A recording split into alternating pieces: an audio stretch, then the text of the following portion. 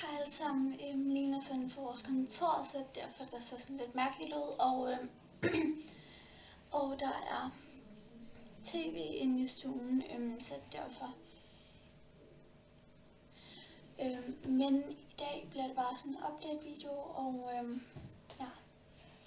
Det er grunden til, at jeg ikke har lavet videoer i rigtig lang tid. Det er simpelthen fordi, at jeg ikke har haft tid. Jeg har haft mange lektier, og jeg har også med kameraet sådan, så med kameraet sådan været væk. Min far han lånte det op med i 4 dage, og så har det også bare lavet til opladning helt lang tid.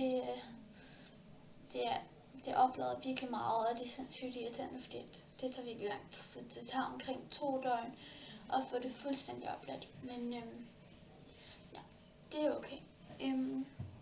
Så nu vil jeg komme her med en hel masse videoer, især udenfor, fordi det er rigtig dejligt vejr nu.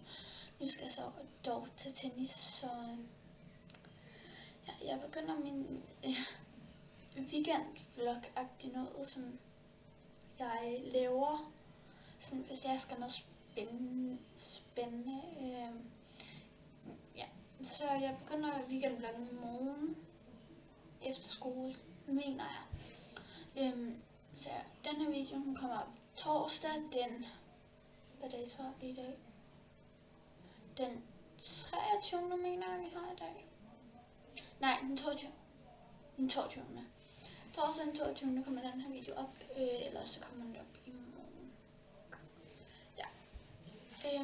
Det var bare den her video, og jeg håber I kunne lide den, og husk at følge mig på Instagram. Kommer til at enten at stå her på skærmen, eller stå nede i beskrivelsesboksen.